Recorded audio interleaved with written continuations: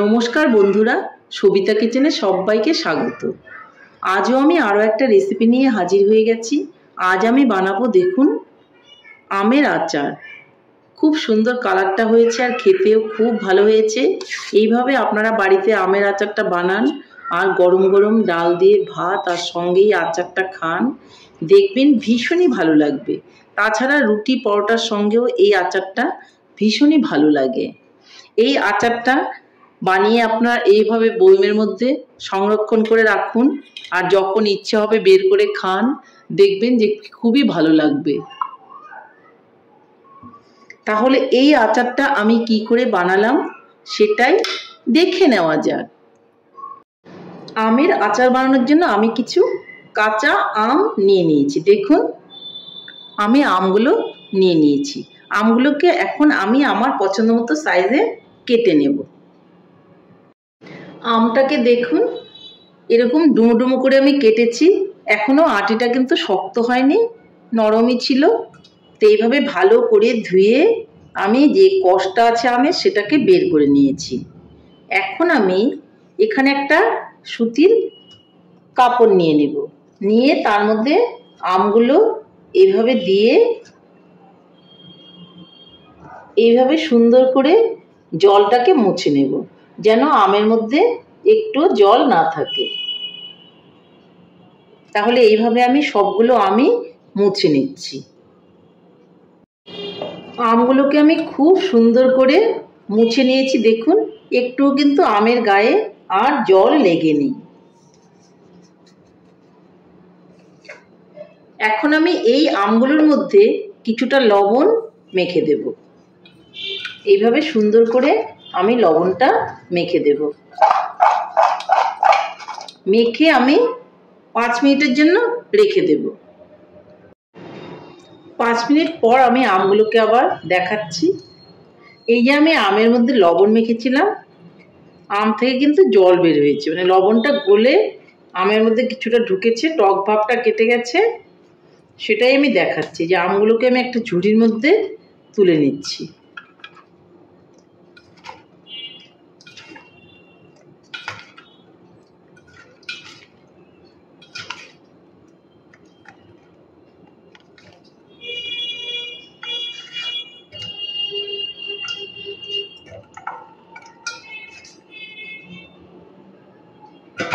দেখুন, আম থেকে জল বের হয়েছে।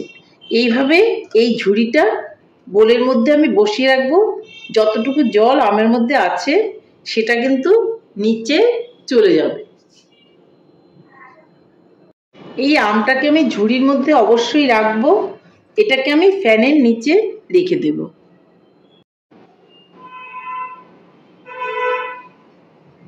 আমগুলোর মধ্যে আর একটুও জল নেই।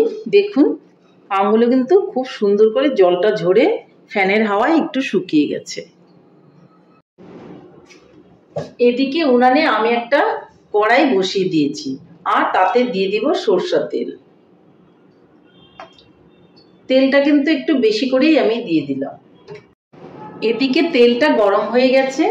এতে দিয়ে দিব 2টো শুকনো লঙ্কা, দিয়ে দিব অল্প সর্ষে, 2টো তেজপাতা। এগুলো দেওয়ার পর আমি আমটাকে দিয়ে দেব।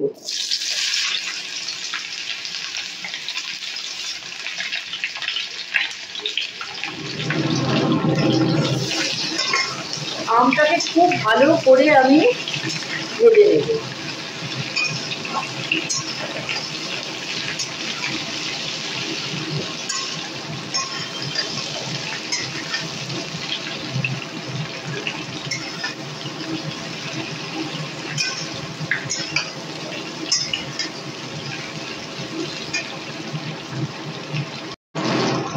দেখুন, আমের কালারটা কিন্তু অনেকটাই চেঞ্জ হয়ে গেছে।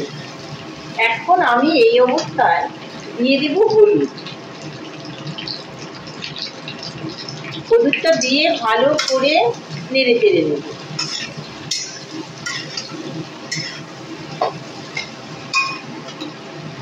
আর দিয়ে দেব অল্প করে কাশ্মীরি লঙ্কার গুঁড়ো।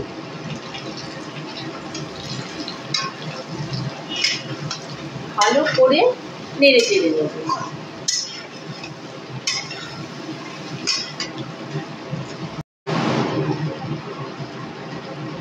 এখন আমি এর মধ্যে দিয়ে দেব চিনি। চিনিটা কিন্তু কোনো মাপ নেই, আপনি যেরকম খাবেন টক বা মিষ্টি সেইভাবে চিনিটা আপনি দেবেন। আমি আমার পরিমাণ মতো চিনিটা দিয়ে দিয়েছি।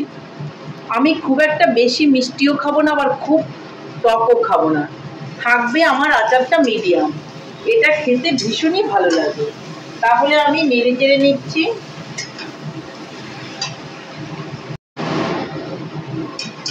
চিনিটা কিন্তু গলতে শুরু করেছে।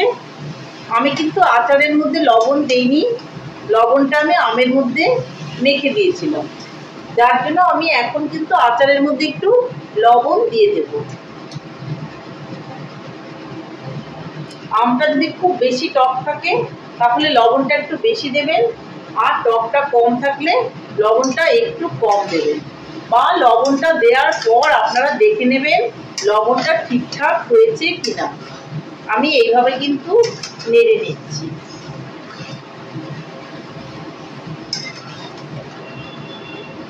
আঁচটাকে কিন্তু কোনোভাবেই বাড়ানো যাবে না, আঁচটা কিন্তু কমিয়েই কিন্তু বসিয়ে রেখে দিতে হবে। আর চিনিটা আস্তে আস্তে করে গলে দেখবেন জল বেরিয়ে যাবে।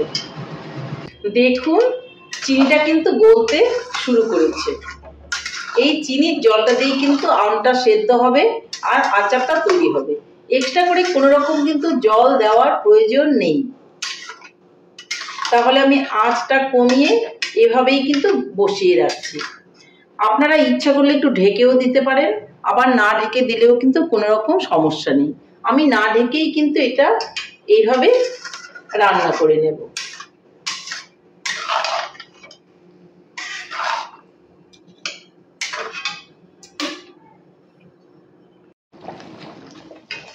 দেখুন চিনিটা কিন্তু আমার গলে গেছে।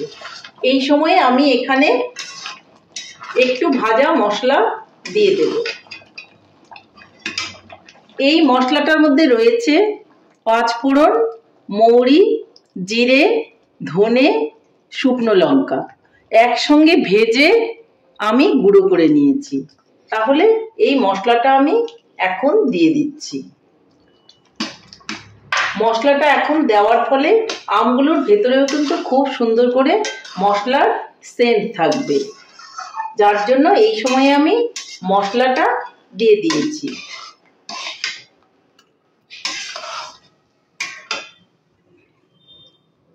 আর এখন আমি দিয়ে দিব এর মধ্যে লেবুর রস। দেখুন লেবু আমি কেটে নিয়েছি, তাহলে রসটা আমি উপর থেকে দিয়ে দিচ্ছি।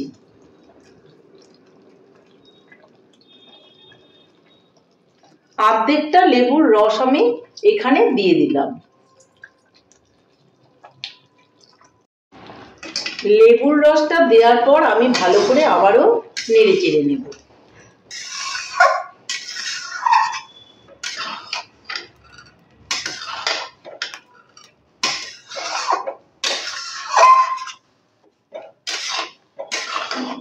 দেখুন কি সুন্দর আচারটা হয়েছে।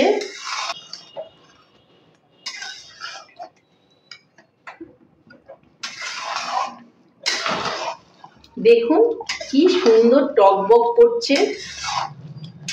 ভালো করে ফুটিয়ে নিতে হবে, তাহলে আমগুলোর ভেতরে কিন্তু মিষ্টি রসটা ঢুকে যাবে আর আমগুলো খেতে ভীষণই ভালো লাগবে। আমার আচারটা কিন্তু তৈরি হয়ে গেছে।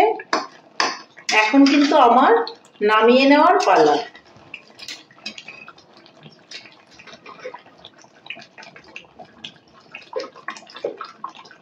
আর নামিয়ে নেওয়ার আগে আমি আরো একটুখানি ভাজা মশলা এখান থেকে দিয়ে দেব। উপরে একটা খুব সুন্দর সেন্ট থাকবে। তাহলে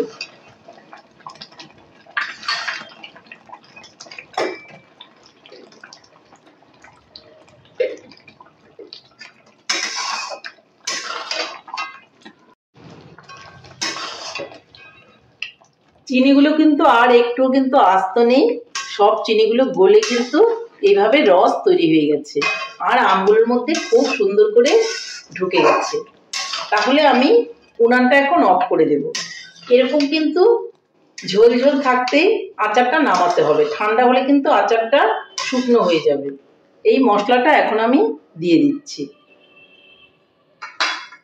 ভালো করে নেড়ে চেড়ে কিছুক্ষণ আমি রেখে দেবো, তারপর আমি নামিয়ে নেব।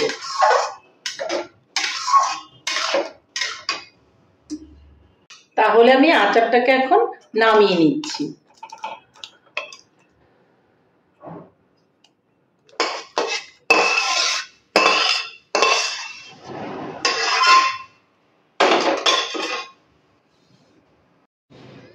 তাহলে বন্ধুরা, আমার রেসিপিটা কেমন হয়েছে? আমার রেসিপিটা যদি আপনাদের ভালো লাগে তাহলে লাইক, শেয়ার, কমেন্ট করতে ভুলবেন না। আর আপনি যদি আমার চ্যানেলের নতুন বন্ধু হয়ে থাকেন তাহলে চ্যানেলটা সাবস্ক্রাইব করার অনুরোধ রইল। পাশে থাকা বেল আইকনটি প্রেস করে রাখুন আমার নিত্য নতুন রেসিপির আপডেট পেতে। তাহলে আর দেরি কেন, ঝটপট এভাবে বানিয়ে ফেলুন আমের আচার, আর গরম গরম ভাতের সঙ্গে ডাল দিয়ে মেখে আচারটা খান, দেখবেন ভীষণই ভালো লাগবে। নমস্কার, ভালো থাকবেন, সুস্থ থাকবেন, আবার দেখা হবে আরও একটা রেসিপির সঙ্গে।